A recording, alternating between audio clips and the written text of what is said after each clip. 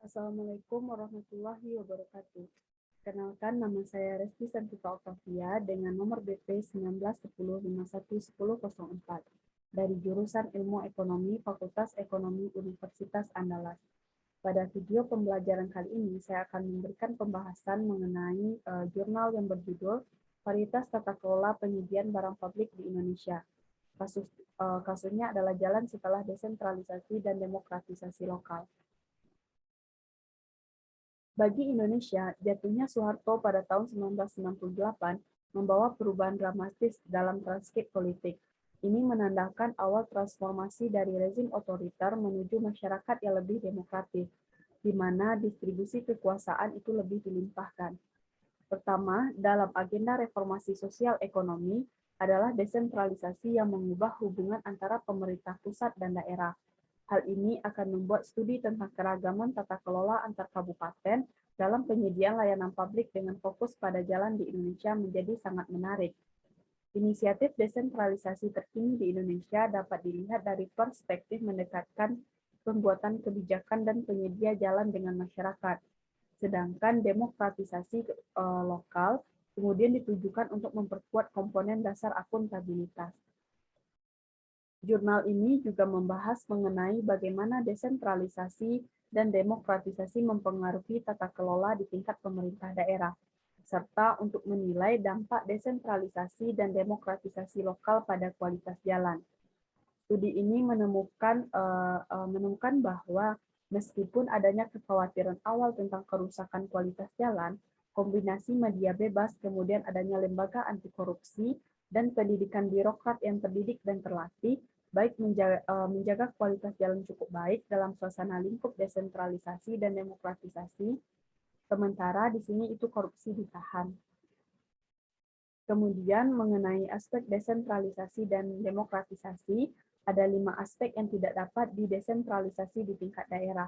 Kelima aspek tersebut yaitu yang pertama, pertahanan dan keamanan, yang kedua agama, yang ketiga mata uang, yang keempat hukum atau peradilan, yang kelima hubungan luar negeri.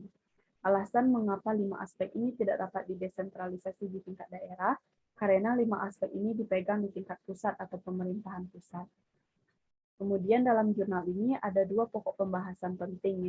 Yang pertama yaitu kepala daerah atau bupati yang akan mencalonkan diri pada periode berikutnya dalam pemilihan. Kemudian yang kedua itu adalah perusahaan atau kontraktor yang tujuan utamanya itu adalah mendapatkan keuntungan dari suatu proyek yang dijalankan. Yang pertama adalah kepala daerah. Birokrasi lokal itu diwakili oleh seorang bupati yang akan mencalonkan diri pada pemilu mendatang. Untuk memenangkan pemilu mendatang, ia membutuhkan dana kampanye. Dana kampanye yang dibutuhkannya ini itu dipergunakan untuk membeli sebuah spanduk, kaos, maupun baliho dan sebagainya yang ditujukan untuk merekrut atau memenangkan pemilihan pada periode berikutnya. Nah, uang yang digunakan untuk dana kampanye ini berasal dari mengeksploitasi birokrasinya dengan merusak anggaran untuk jalan dan memeras perusahaan yang mengajukan kontrak pemerintah, di mana pendapatan total untuk kepala daerah dalam hal ini itu dilambangkan dengan formula R sama dengan TO dikali H ditambah B.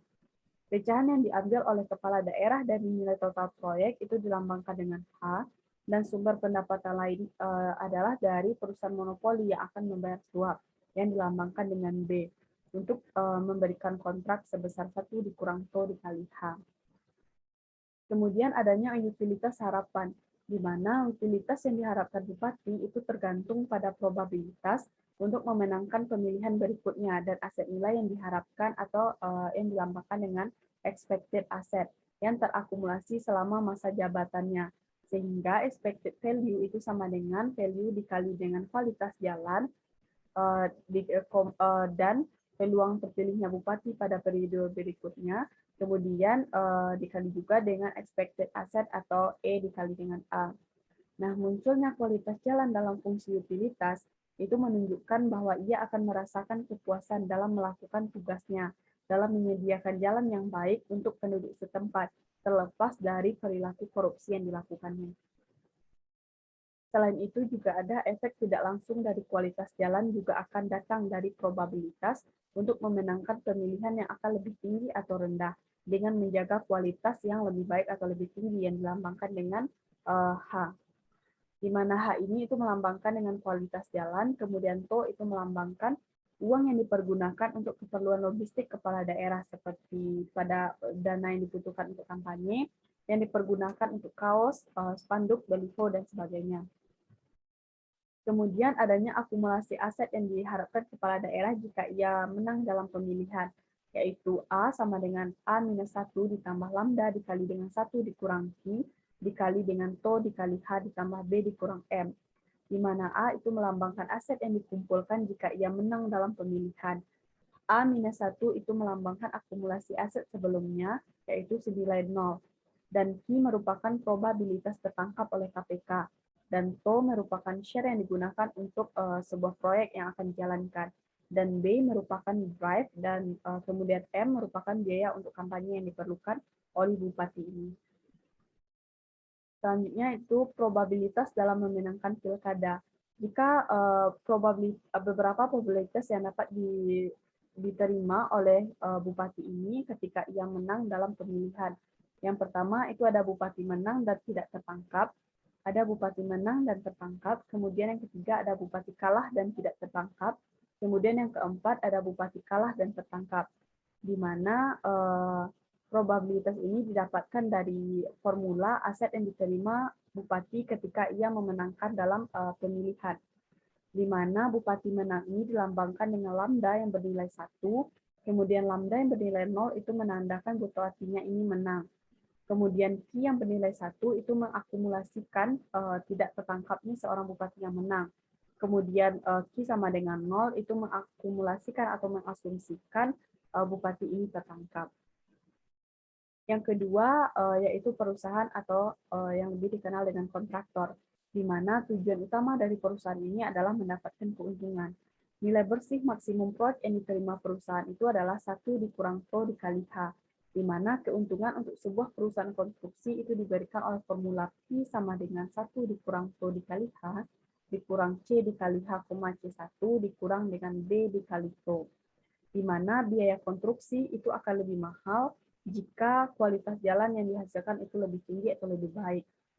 Setelah sebuah perusahaan itu mendapatkan kontrak, kemudian jalan akan diproduksi dengan formula H sama dengan 1 dikurang P. Kualitas jalan atau H dan keuntungan itu akan berbanding terbalik atau sifatnya adalah terbalik. Nah, ada kemungkinan perusahaan itu melakukan kecurangan untuk mendapatkan keuntungan yang lebih tinggi. Di sini berarti kualitas jalan yang dihasilkan akan rendah karena syarat utama atau syarat awal dari kualitas jalan dan keuntungannya itu adalah berbanding terbalik. Kemudian Z adalah peluang tertangkapnya jalan yang menghasilkan kualitas jalan yang lebih rendah. Sebuah perusahaan itu akan curang menghasilkan kualitas jalan yang lebih rendah atau dilambangkan dengan HC jika nilai yang diharapkan dari melakukan proyek pembangunan jalan itu lebih tinggi daripada memenuhi standar kualitas.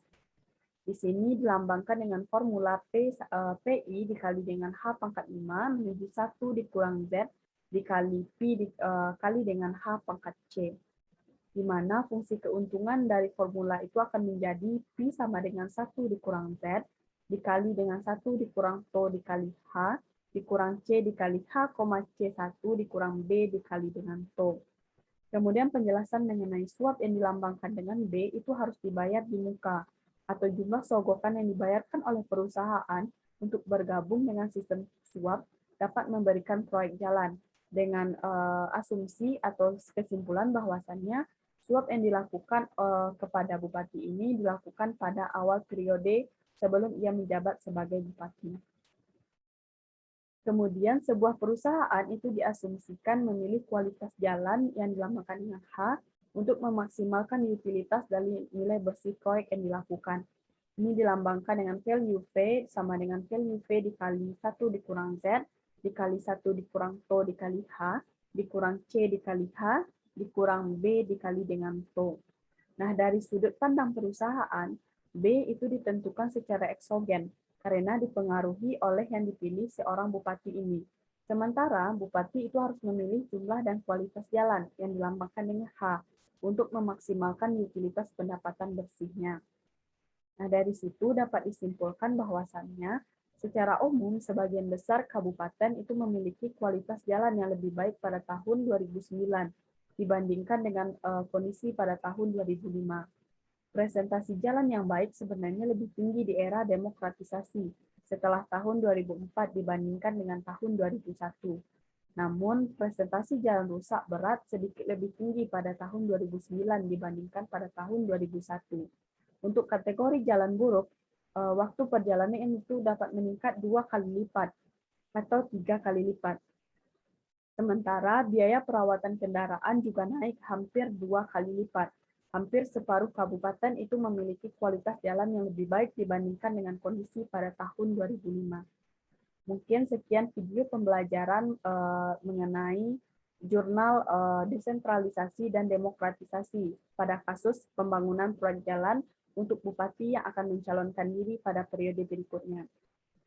Sekian dan terima kasih. Assalamualaikum warahmatullahi wabarakatuh.